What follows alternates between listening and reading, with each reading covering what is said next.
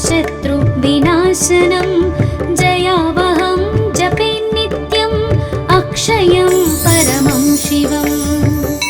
सर्वमङ्गलमाङ्गल्यं सर्वपापप्रणाशनं चिन्ताशोकप्रशमनम् आयुर्वर्धनमुत्तमम्।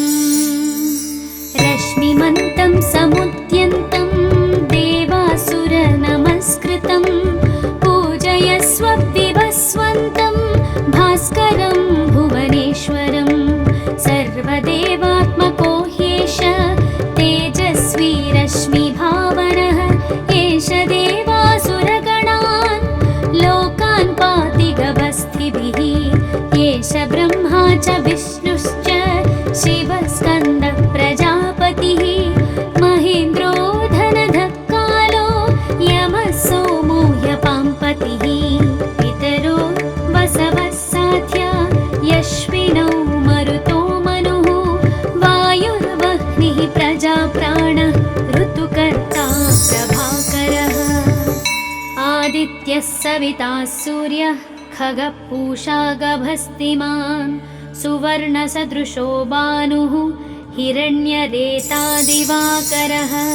हरितश्वः सहस्राक्षी सप्तशक्तिर्मरीचिमान् तिमिरोन्मन्थनशम्भुः त्वष्टा मार्ताण्डकोशुमान्। हिरण्यगर्भः शिशिरः तपनो भास्करो रविः अग्निगर्भोदितेः पुत्रः शङ्खः शिशिरनाशनः। व्योमनाथस्तमो भेदी ऋग्यजुःसामपारगः घनावृष्टिरपां मित्रः विन्ध्यावेधिप्लवङ्गमः।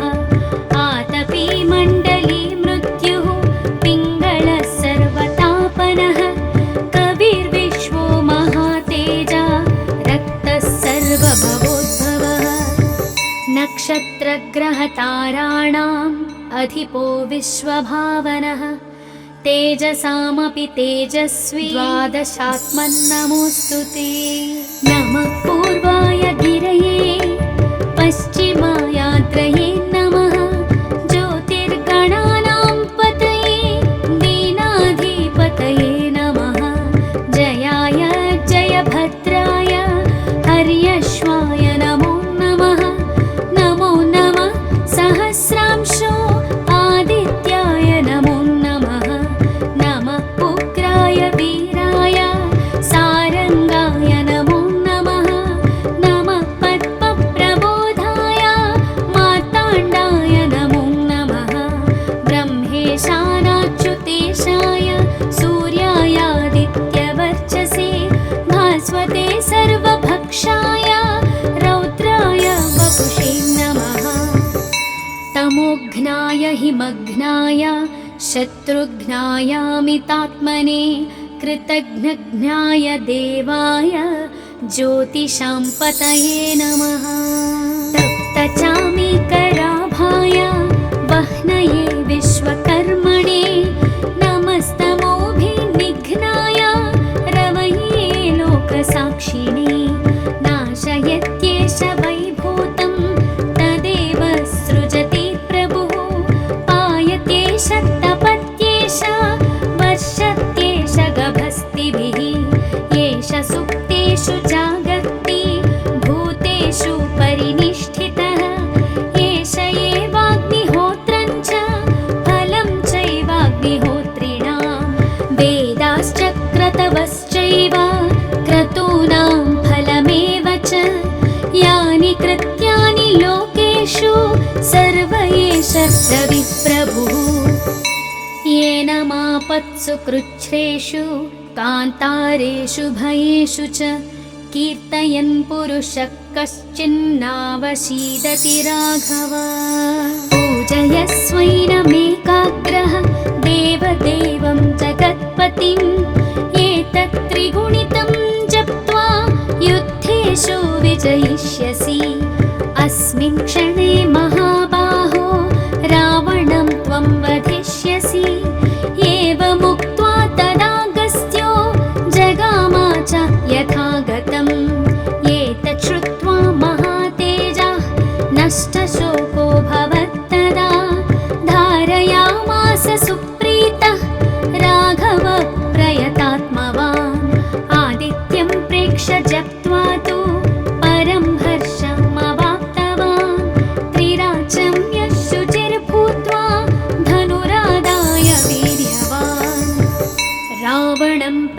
हृष्टात्मा युद्धाय समुपागमत् सर्वयत्नेन महता वधे तस्य धृतोऽभवत्। अध रविरवदन्निरीक्ष्य रामं मुदितामनाः परमं प्रहृष्यमाणः निशिचरपतिसंक्षयं विधित्वा सुरगणमध्यगतो वचस्त्वरेति।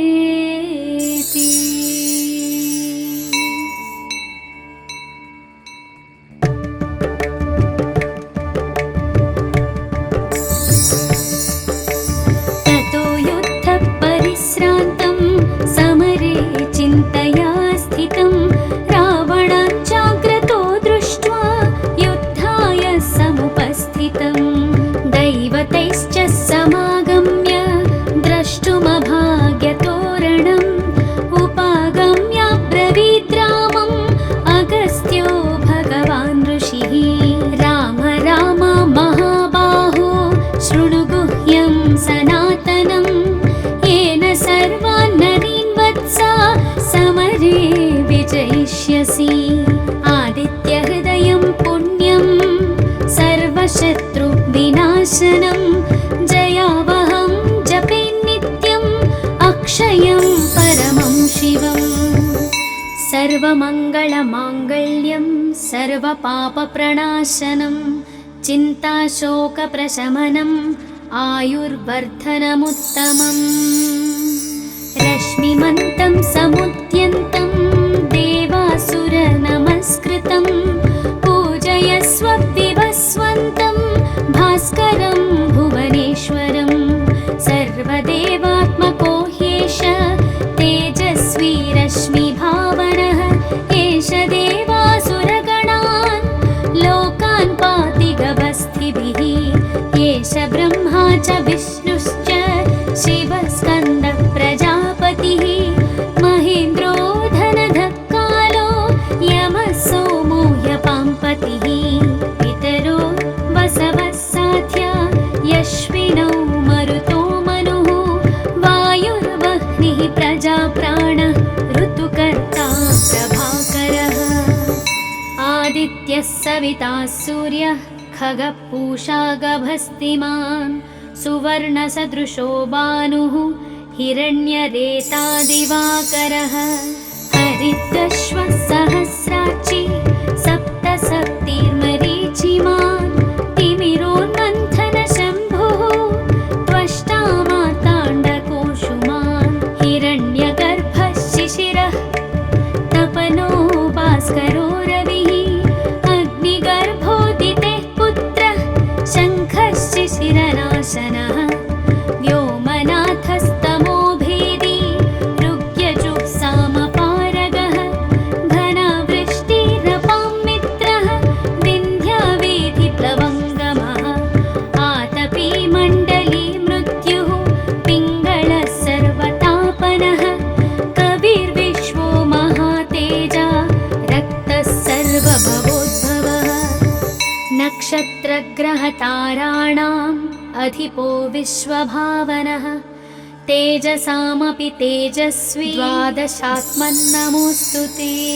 नमः पूर्वाय गिरये पश्चिमायात्रये नमः ज्योतिर्गणानां पतये दीनाधिपतये नमः जयाय जयभद्राय हर्यश्वाय नमो नमः नमो नमः सहस्रांशो आदित्याय नमो नमः नमः उग्राय वीराय सारंगाय नमो नमः नमः पद्मप्रबोधाय मार्ताण्डाय नमो नमः ब्रह्मेशानाच्युतेशाय सूर्यायादित्यवर्चसे भास्वते सर्वभक्षाय रौद्राय वपुषे नमः तमोघ्नाय हिमघ्नाय शत्रुघ्नायामितात्मने कृतघ्नघ्नाय देवाय ज्योतिषां पतये नमः तप्तचामीकराभाय वह्नये विश्वकर्मणे नमस्तमोभिनिघ्नाय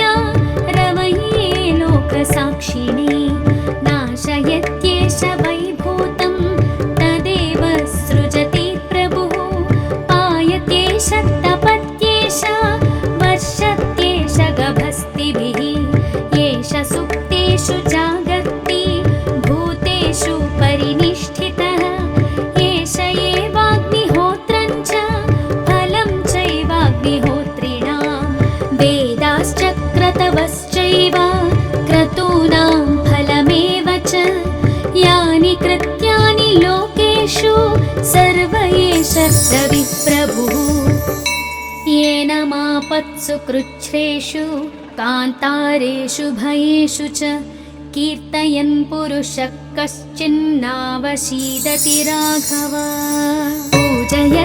पूजयस्वैनमेकाग्रः देवदेवं जगत्पतिम् एतत् त्रिगुणितं जप्त्वा युद्धेषु विजयिष्यसि अस्मिन् क्षणे महाबाहो रावणं त्वं वधिष्यसि एवमुक्त्वा तदागस्त्यो जगामा च यथागतम् एतत् श्रुत्वा महातेजः नष्टशोको भवत्तदा धारयामास सुप्रीतः राघव प्रयतात्मवान् आदित्यं प्रेक्ष्य जप्त्वा तु परं हर्षमवाप्तवान् त्रिराजं यशुचिर्भूत्वा धनुरादाय वीर्यवान् रावणं प्रेक्ष्य हृष्टात्मा युद्धाय समुपागमत् सर्वयत्नेन महता वधे तस्य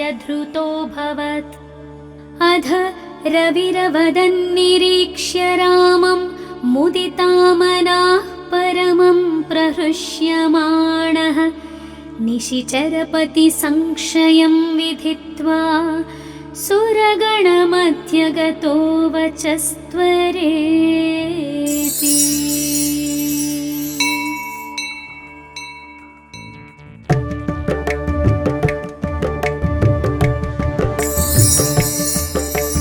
ततो युद्धपरिश्रान्तं समरे चिन्तया स्थितं रावणाञ्चाग्रतो दृष्ट्वा युद्धाय समुपस्थितं दैवतैश्च समागम्य द्रष्टुमभाग्यतोरणम् उपागम्य ब्रवीद्रामम् अगस्त्यो भगवान् ऋषिः राम राम महाबाहो शृणु गुह्यं सनातनं येन सर्वान् नरीन् वत्सा समरे विजयिष्यसि आदित्यहृदयं पुण्यं सर्वशत्रुविनाशनं जयावहं जपे नित्यम् अक्षयं परमं शिवम् सर्वमङ्गलमाङ्गल्यं सर्वपापप्रणाशनं चिन्ताशोकप्रशमनम्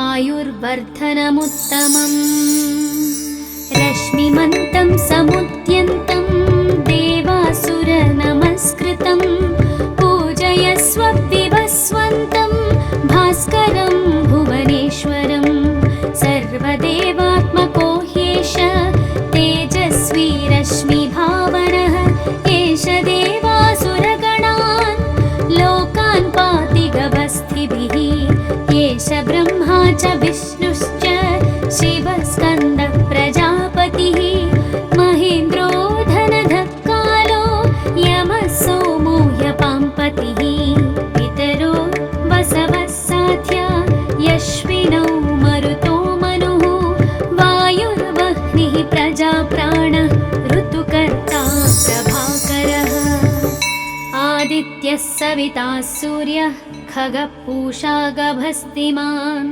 सुवर्णसदृशो भानुः हिरण्यरेतादिवाकरः हरितश्वः सहस्राक्षी सप्तसप्तिर्मरीचिमान् तिमिरोन्मन्थनशम्भुः त्वष्टा मार्ताण्डकोशुमान् हिरण्यगर्भः शिशिरः तपनो भास्करो रविः अग्निगर्भोदितेः पुत्रः शङ्खः शिशिरनाशनः व्योमनाथस्तमो भेदी ऋग्यजुक्सामपारगः घनावृष्टिरपां मित्रः विन्ध्यावेधिप्लवङ्गमः आतपी मण्डली मृत्युः पिङ्गलः सर्वतापनः कविर्विश्वो महातेजा रक्तः सर्वभवोद्भवः नक्षत्रग्रहताराणाम् अधिपो विश्वभावनः तेजसामपि तेजस्वी द्वादशात्मन्नमोऽस्तु ते नमः पूर्वाय गिरये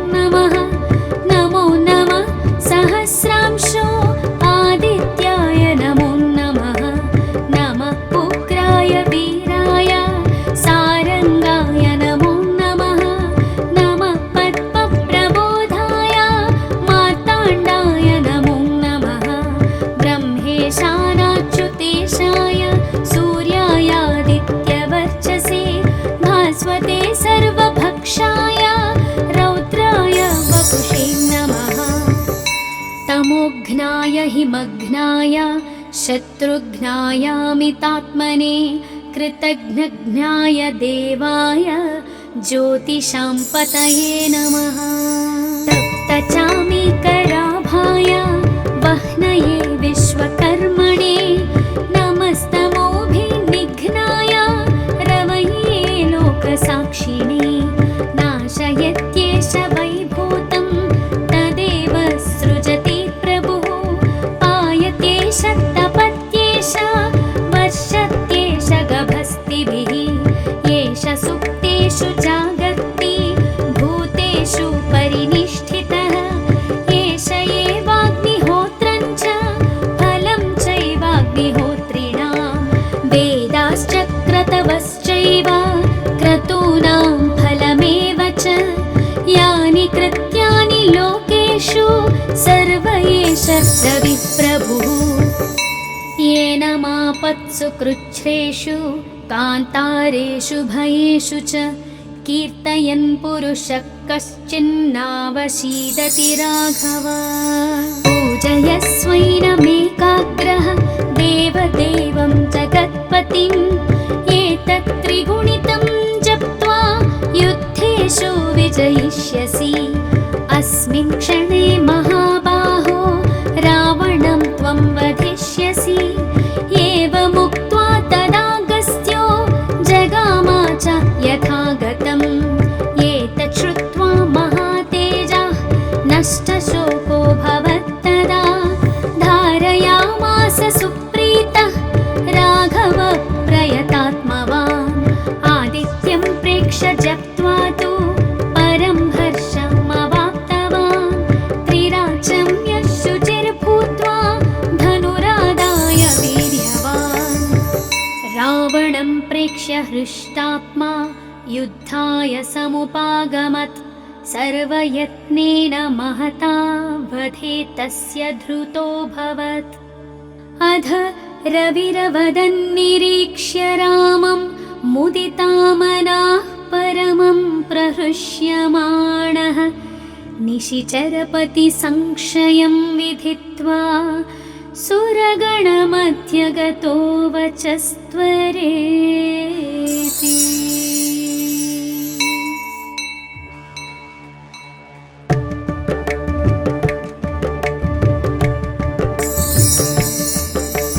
ततो युद्धपरिश्रान्तं समरे चिन्तया स्थितं रावणाञ्चाग्रतो दृष्ट्वा युद्धाय समुपस्थितं दैवतैश्च समागम्य द्रष्टुमभाग्यतोरणम् उपागम्य ब्रवीद् रामम् अगस्त्यो भगवान् ऋषिः राम राम महाबाहो शृणु गुह्यं सनातनं येन सर्वान् नदीन् वत्सा समरे विजयिष्यसि आदित्यहृदयं पुण्यं सर्वशत्रुविनाशनं जयावहं जपे नित्यम् अक्षयं परमं शिवम् सर्वमङ्गलमाङ्गल्यं सर्वपापप्रणाशनं चिन्ताशोकप्रशमनम् आयुर्वर्धनमुत्तमम् रश्मिमन्तं समुद्यन्तं देवासुरनमस्कृतं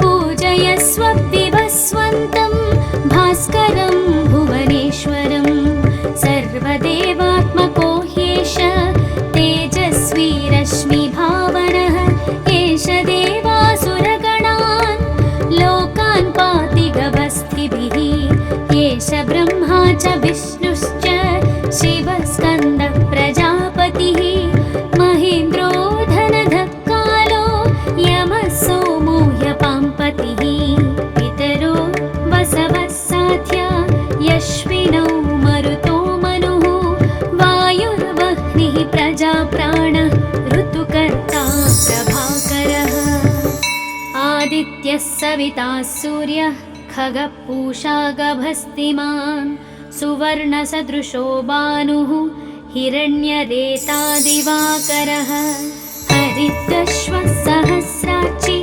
सप्तसप्तिर्मरीचिमान् तिमिरोन्मन्द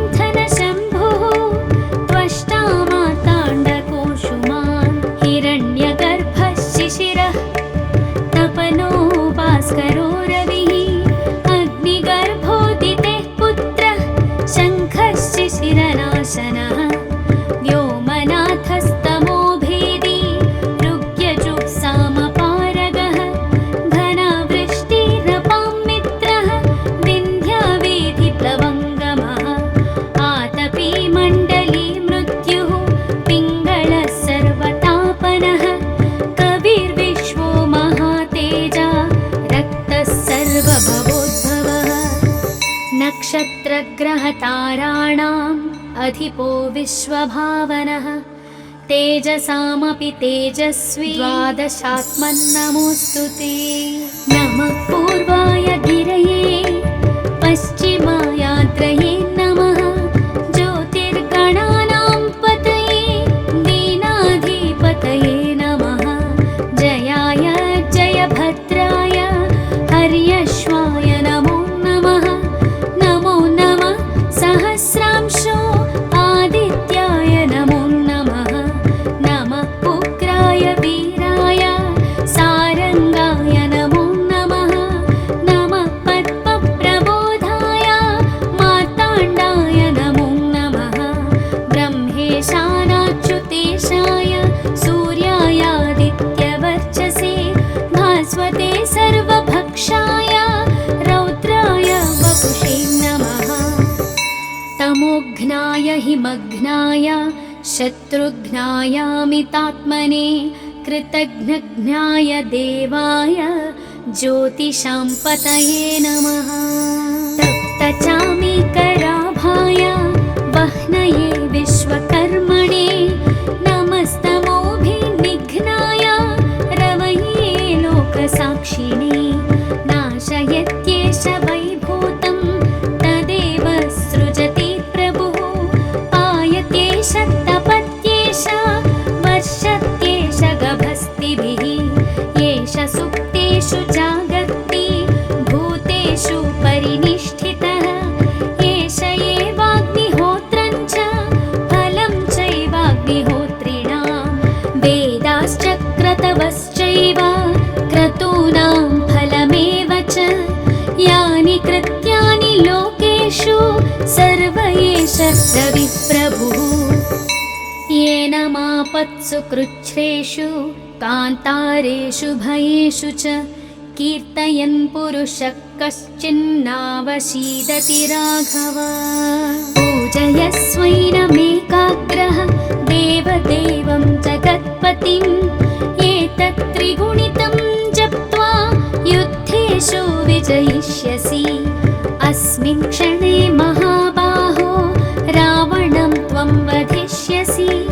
एवमुक्त्वा तदागस्त्यो जगामा च यथागतम् एतत् श्रुत्वा महातेजः नष्टशोको भवत्तदा धारयामास सुप्रीतः राघवः प्रयतात्मवान् आदित्यं प्रेक्ष्य जप्त्वा तु परं हर्षमवाप्तवान् त्रिराचं यशुचिर्भूत्वा धनुरादाय वीर्यवान् रावणं प्रेक्ष्य हृष्टात्मा युद्धाय समुपागमत् सर्वयत्नेन महता वधे तस्य धृतोऽभवत्।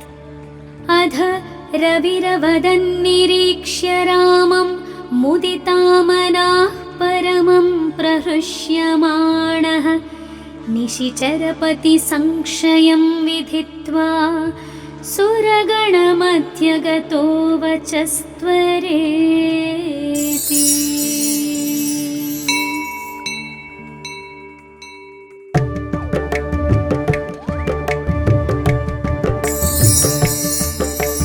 ततो युद्धपरिश्रान्तं समरे चिन्तया स्थितं रावणाञ्चाग्रतो दृष्ट्वा युद्धाय समुपस्थितं दैवतैश्च समागम्य द्रष्टुमभाग्यतोरणम् उपागम्य ब्रवीद्रामम् अगस्त्यो भगवान् ऋषिः।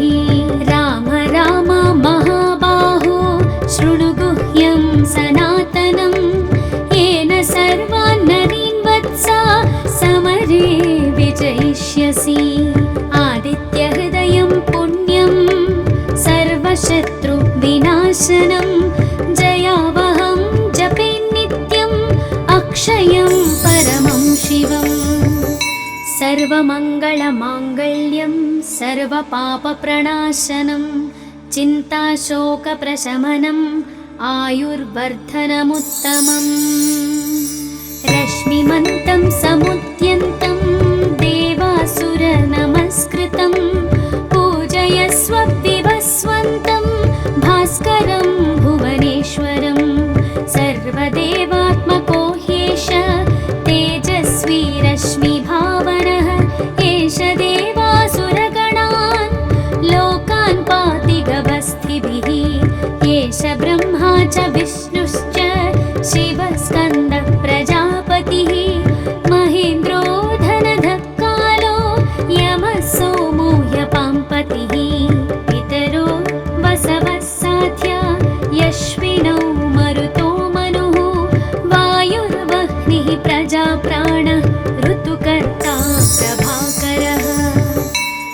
आदित्यः सविता सूर्यः खगः गभस्तिमान् सुवर्णसदृशो भानुः हिरण्यरेता दिवाकरः हरितश्वः सहस्राक्षी सप्तशक्तिर्मरीचिमान् तिमिरोन्मन्थनशम्भुः त्वष्टा मार्ताण्डकोशुमान् हिरण्यगर्भः शिशिरः तपनो भास्करो रविः अग्निगर्भोदितेः पुत्रः शङ्खः शिशिरनाशनः व्योमनाथस्तमो भेदी ऋग्यजुःसामपारगः घनावृष्टिरपां मित्रः विन्ध्यावेधिप्लवङ्गमः आतपी मण्डली मृत्युः पिङ्गळः सर्वतापनः कविर्विश्वो महातेजा रक्तः सर्वभवोद्भवः नक्षत्रग्रहताराणाम् अधिपो विश्वभावनः तेजसामपि तेजस्वी द्वादशात्मन्नमोऽस्तु ते नमः पूर्वाय गिरये पश्चिमायाद्रये नमः ज्योतिर्गणानां पतये दीनाधिपतये नमः जयाय जयभद्राय हर्यश्वाय नमो नमः नमो नमः सहस्रांशो आदित्याय नमो नमः नमः उग्राय वीराय सारङ्गाय नमो नमः नमः पद्मप्रबोधाय मार्ताण्डाय नमो नमः ब्रह्मेशानाच्युतेशाय सूर्यायादित्यवर्चसे भास्वते सर्वभक्षाय रौद्राय वपुषे नमः तमोघ्नाय हिमघ्नाय शत्रुघ्नायामितात्मने कृतघ्नघ्नाय देवाय ज्योतिषां पतये नमः तप्तचामीकराभाय वह्नये विश्वकर्मणे नमस्तमोभिनिघ्नाय रवये लोकसाक्षिणे नाशयत्येष वैभूतं तदेव सृजति प्रभुः पायत्येष तपत्येष वर्षत्येष गभस्तिभिः येष सुप्तेषु जागर्ति भूतेषु परिनिष्ठितः एष एवाग्निहोत्रं च फलं चैवाग्निहोत्रिणां वेदाश्चक्रतवश्चैव क्रतूनां फलमेव च यानि कृत्यानि लोकेषु सर्व एष रविप्रभुः येन मापत्सु कृच्छ्रेषु कान्तारेषु भयेषु च कीर्तयन् पुरुषः कश्चिन्नावशीदति राघव पूजयस्वैनमेकाग्रः देवदेवं जगत्पतिम् एतत् त्रिगुणितं जप्त्वा युद्धेषु विजयिष्यसि अस्मिन् क्षणे महाबाहो रावणं त्वं वधिष्यसि एवमुक्त्वा तदागस्त्यो जगामा च यथागतम् एतत् श्रुत्वा महातेजः नष्टशोको भवत्तदा धारयामास सुप्रीतः राघव प्रयतात्मवान् आदित्यं प्रेक्ष्य जप्त्वा तु परं हर्षमवाप्तवान् त्रिराचं यः शुचिर्भूत्वा धनुरादाय वीर्यवान् रावणं प्रेक्ष्य हृष्टात्मा युद्धाय समुपागमत् सर्वयत्नेन महता वधे तस्य धृतोऽभवत् अध रविरवदन्निरीक्ष्य रामं मुदितामनाः परमं प्रहृष्यमाणः निशिचरपतिसंशयं विधित्वा सुरगणमध्यगतो वचस्त्वरेति।